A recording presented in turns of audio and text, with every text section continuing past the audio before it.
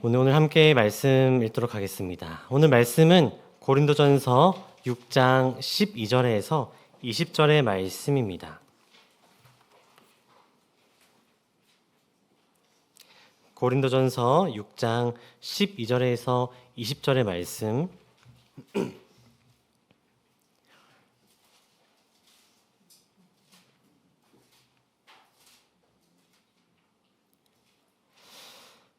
우리 다 찾으신 줄 알고 한 절씩 교독하시겠습니다. 모든 것이 내게 가하나 다 유익한 것이 아니요 모든 것이 내게 가하나 내가 무엇에든지 얽매이지 아니하리라.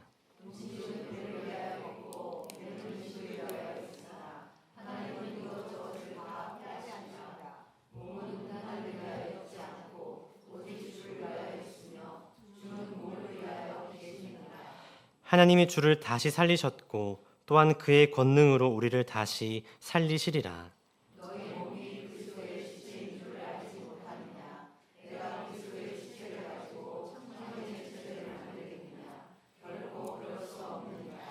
창녀와 합하는 자는 그와 한 몸인 줄을 알지 못하느냐.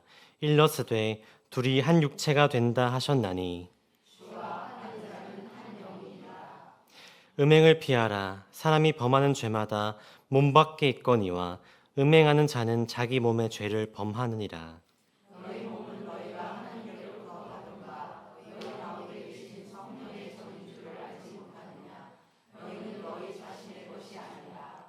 함께 읽겠습니다. 값으로 산 것이 되었으니 그런즉 너희 몸으로 하나님께 영광을 돌리라. 아멘. 우리 옆 사람과 이렇게 고백하면 좋겠습니다. 우리는 거룩한 하나님의 백성입니다. 아멘. 지난주에 저희 담임 목사님께서 고린도전서를 개관해 주시면서 교회란 무엇인지에 대해 말씀해 주셨습니다. 여러분, 교회란 무엇입니까? 예수 그리스도로부터 부름받은 성도들의 모임이 바로 교회입니다. 그렇다면 이 교회의 기초는 어떻게 세워야 할까요? 눈에 보이는 튼튼하고 견고한 철근을 넣는 것이 교회의 기초를 쌓는 것이 아닙니다. 오직 예수 그리스도가 우리의 유일한 기초가 되어야 하고 그 단단한 기초 위에 우리의 신앙과 교회를 세워야 한다고 이제 말씀해 주셨습니다. 이제 이것은 교회 공동체를 향한 말씀뿐만 아니라 주님의 몸된 교회로 부름받은 성도 개인의 삶에도 적용되는 말씀입니다. 이 교회와 공동체뿐만 아니라 나의 신앙과 내 삶의 기초를 예수 그리스도라는 반석 위에 세울 때에 우리는 세상 속에서 흔들림 없이 중심을 바로 잡는 주님 안에서 진정한 자유를 누릴 수가 있습니다. 그런데 이제 기독교인은 아니지만 20세기의 철학자이자 사회학자인 에리 프롬이라는 사람이 있는데요. 이 사람은 이제 자유로부터의 도피라는 그의 책에서 현대인의 심리를 한 가지 지적하였습니다. 누구나 내 마음대로 살 수 있는 자유를 갈망하고 마침내 그 자유를 얻었지만 막상 내 삶을 지탱해줄 단단한 마음의 기준이나 기초가 없으면 인간은 깊은 불안감과 무기력함을 느낀다는 것입니다. 그래서 결국에 인간은 자유를 감당할 능력이 없어서 다시 무언가 강력한 자극을 가지려 하거나 아니면 권위주의나 전체주의에 복종하려 한다는 것이 그가 말하는 자유로부터의 도피라는 것입니다. 자유를 얻었지만 그 자유로부터 도피하여서 또 다른 것에 기대려 한다는 것이 그의 이론입니다. 그렇다면 우리 그리스도인들은 어떻습니까? 예수의 십자가의 피로 속량받아 자유함을 얻었습니다. 단순히 자유함을 누릴 수 있게 된 것으로 끝인 것이 아니라 예수의 십자가의 피로 인하여서 죄에서 자유함을 얻은 우리는 하나님께서 기뻐하시는 이 거룩한 삶을 택하여 살아가려 합니다. 하지만 예수 그리스도라는 기초가 흔들리다 보니까 세상과 내가 만든 자유 속에서 이 마음대로 우리가 살아가려고 하는 것이 있다는 것입니다. 오늘 본문에 나오는 이 고린도 교회 성도들도 이와 같이 세상과 본인들이 만들어낸 자유를 지키며 즐기며 살아가고 있었습니다. 그렇다면 우리는 세상의 수많은 유혹과 자극들 속에서 어떻게 예수 그리스도의 기초를 다시 세우고 진짜 자유를 누리면서 거룩한 삶으로 살아갈 수 있을까요? 우리 첫 번째 주제를 한번 읽어보면 좋겠습니다. 시작. 여러분은 어디에 속한 자유를 누리고 있습니까? 오늘 본문 고린도전서 6장 12절의 말씀을 함께 읽도록 하겠습니다. 시작. 모든 것이 내게 가하나 내게 무엇이든지 얼매이지 아니하리라. 이 12절의 가하나라는 말은 내가 모든 것을 할 수 있다는 말입니다. 내가 어떤 것이든지 할 자유와 권리가 있다라는 것입니다. 이 고린도 도시의 문제 중 하나는 도덕적인 문제가 있었습니다. 근친상간도 있었고 음행과 같이 성적으로 타락해 있었습니다. 이 아프로디테 신전에서 매춘이 성행했다고 하였습니다. 이로 인해 고린도 사람들은 성적으로 타락한 문화를 가지고 있었습니다. 이런 문화를 가지고 있는 도시에 살아가는 고린도 교회 성도들 또한 영향이 없을 수가 없었습니다. 그래서 자신들이 원하는 것을 하는 것은 당연하다고 생각하였습니다. 그러나 바울은 방금 읽은 12절의 말씀처럼 우리 이 12절의 말씀을 현대인의 성경 버전으로 한번 읽어보겠습니다. 시작.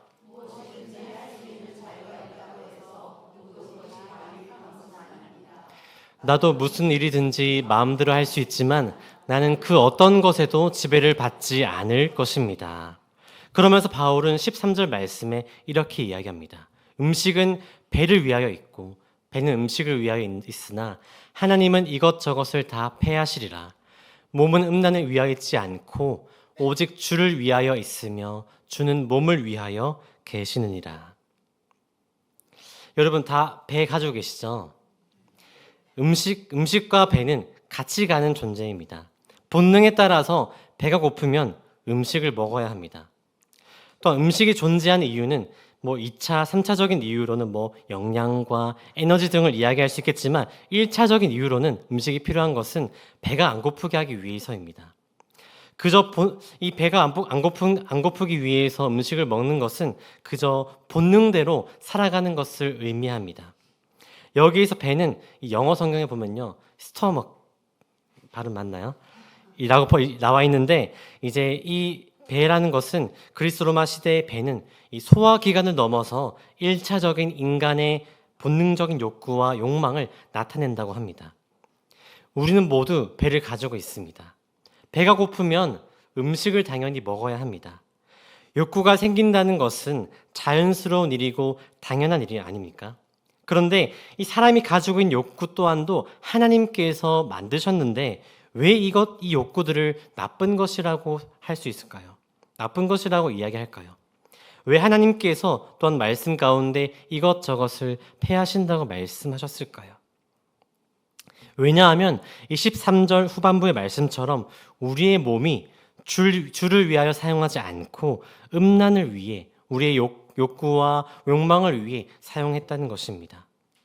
그렇다면 마치 이 욕구 자체가 나쁘고 악한 것으로 생각할 수 있지만 선하신 하나님께서 우리를 창조하실 때에 자신의 형상대로 만드셨다고 하셨습니다.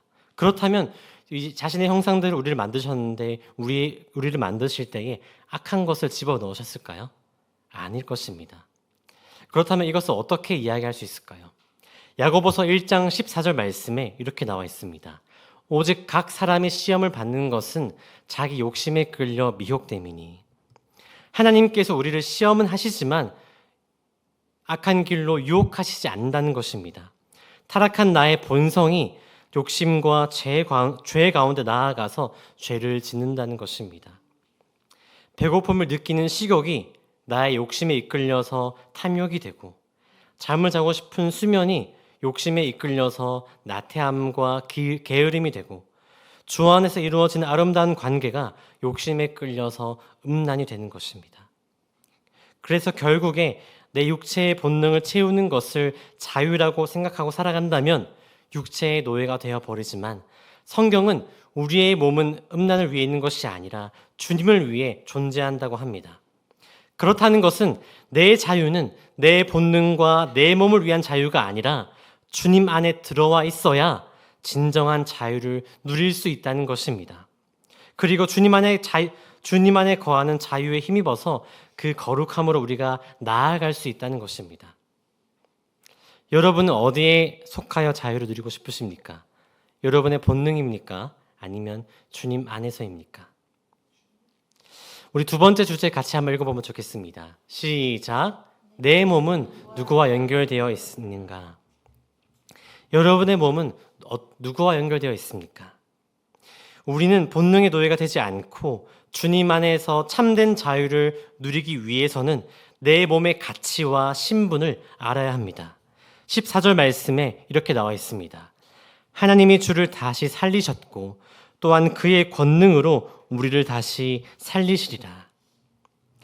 우리가 잘 알고 있는 이야기입니다. 하나님께서 예수님을 살리셨고 주님의 능력으로 우리 또한 다시 살리신다는 의미입니다. 그런데 여기서 예수님을 살리신다는 것은 육체의 부활을 의미합니다. 그리고 우리를 다시 살리신다는 것 또한 육체의 부활, 몸의 부활을 말하고 있습니다.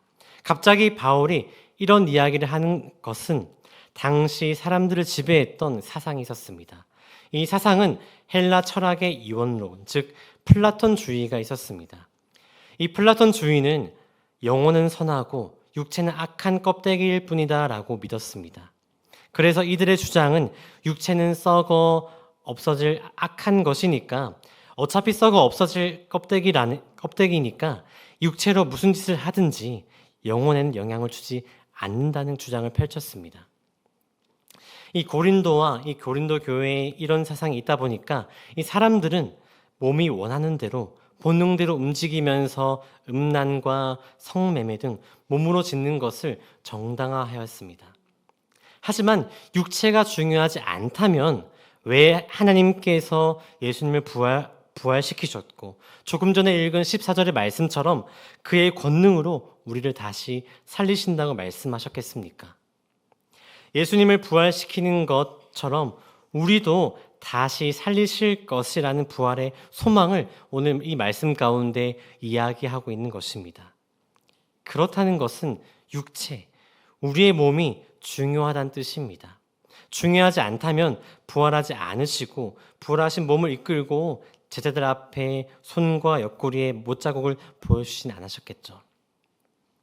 우리 15절 말씀 같이 한번 읽어보겠습니다. 시작.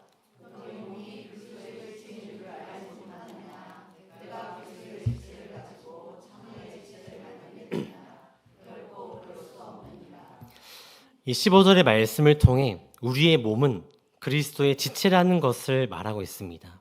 지체라는 것은 각 신체의 부위나 각 이 사지를 의미하고 있습니다. 우리는 몸된 그리스도의 일부분입니다. 그런데 그런 그리스도의 부분들을 가지고 창녀의 지체를 만들 수 없다는 것입니다. 그래서 우리 몸을 가지고 음행을 저질러서는 안 된다는 것입니다. 우리의 몸은 이 땅에서 한 번 쓰고 버려지는 일회성을 가지고 있는 것이 아니라 우리 그리스도의 몸을 구성하고 있는 지체이고 그리스도와 연결되어 있기 때문에 우리 스스로 우리의 몸을 소중히 여겨야 한다는 것입니다. 그래서 16절과 17절 말씀에 이렇게 이야기하고 있습니다. 창녀 합하는 자는 그와 한 몸인 줄을 알지 못하느냐. 일렀으되 둘이 한 육체가 된다 하셨나니 주와 합하는 자는 한 영이니라. 이 주와 한 몸이 된다는 이 표현은 이 창세기 2장 24절에도 이런 비슷한 표현이 있습니다. 남자가 부모를 떠나 그의 아내와 합하여 둘이 한 몸을 이룰지니라. 이 부부가 된다는 것은 한 몸이 된다는 것을 의미합니다. 한 몸이 된다는 것은 단순히 육체적 관계만을 의미하는 것이 아니라 정신적으로 두 인격이 하나가 된다는 것을 의미하고 있습니다. 이 부부가 한 몸이 되는 것은 하나님께서 주신 축복입니다. 하지만 주님과 연합해야 할 우리의 몸을 세상의 음란함이나 타락한 문화와 엮어서 부정한 유대감을 형성해 버린다면 어떻게 되어 버리겠습니까? 그것은 단순히 실수가 아니라 영적인 간음이며 하나님과의 언약 관계를 끊어버리게 되는 죄를 짓게 되는 것입니다. 여러분 이런 이야기 많이 들어보셨을 것입니다. 성경에서 하나님과 이스라엘 관계를 언약 관계라고 표현하고 있습니다. 그리고 이스라엘 백성들이 하나님과 멀어진 상태가 되었을 때에 그들을 음란하다고 표현하고 있습니다. 하나님 안에서 온전하게 이루어지는 관계가 아니라 하나님과 멀어지게 되어버린다는 것입니다. 사랑하는 성도 여러분, 나의 몸은 누구와 연결되어 있어야 합니까? 나의 몸은 누구와 연결되어 있습니까? 바로 주 예수 그리스도와 연결되어 있습니다. 그리고 누구와 연결되어 있어야 되겠습니까? 당연히 예수 그리스도와 연결되어야 있어야 합니다.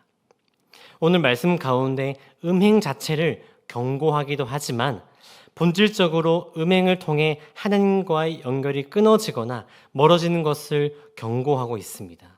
그래서 우리는 예수 그리스도라는 이 단단한 기초가 없다면 세상의 유혹과 시험이 찾아올 때에 내 몸을 그곳에 연결시키면서 이 거룩함과 멀어지게 되어버릴 것입니다. 그러나 내 몸이 그리스도의 지체임을 깨닫고 주님과 나를 연결할 때에 참된 자유와 거룩함을 지켜낼 수 있다는 것입니다. 우리 세 번째 주제 한번 같이 읽어보면 좋겠습니다. 시작. 내 몸의 소유권자는 누구인가? 우리 18절에서 20절 말씀 같이 한번 읽어보겠습니다. 시작.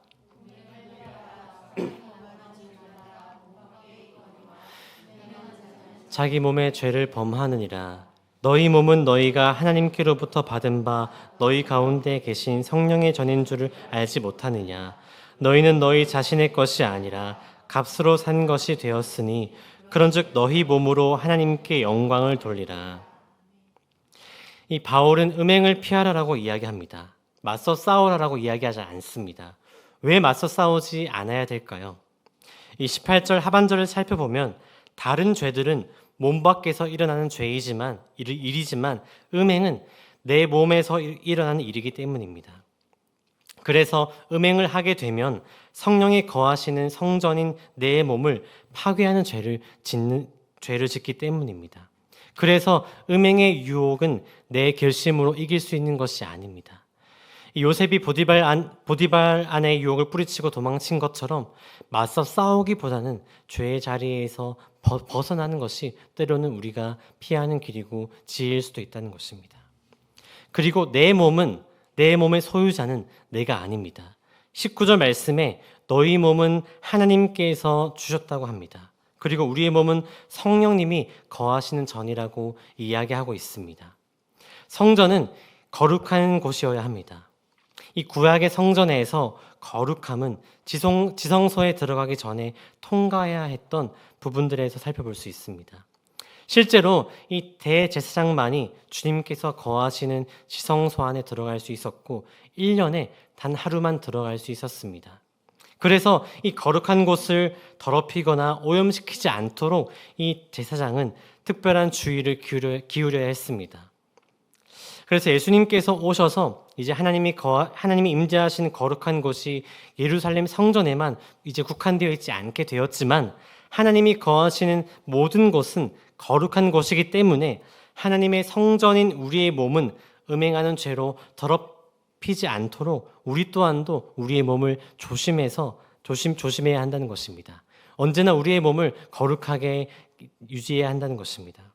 우리의 몸이 성령이 거하시는 성전이기 때문에 더럽히지 않고 거룩한 상태를 계속해서 유지해야 합니다. 20절의 말씀처럼 하나님께서 예수님의 피값으로 우리를 사셨습니다. 그래서 우리의 소유주는 내가 아니라 하나님이라는 것입니다. 예수님의 십자가의 피로 인해 우리는 죄에서 자유함을 얻었지만 그 자유는 내 마음대로 본능대로 사는 자유가 아닙니다.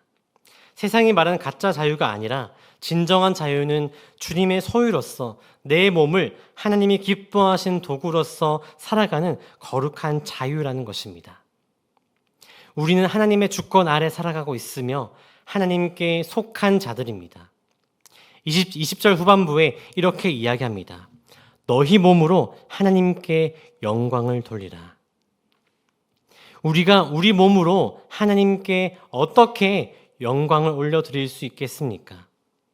로마서 12장 1절 말씀에 이렇게 나와 있습니다. 그러므로 형제들아 내가 하나님의 모든 자비하심으로 너희를 권하노니 너희 몸을 하나님이 기뻐하시는 거룩한 산 제물로 드리라.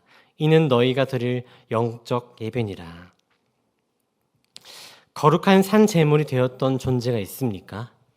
바로 예수 그리스도입니다. 우리는 예수님의 삶을 보며 그의 말씀을 기억하며 어떻게 해야 산 제물이 될 수 있는지 그 힌트를 얻을 수가 있습니다. 여러분, 저희 교회 표어가 뭐죠?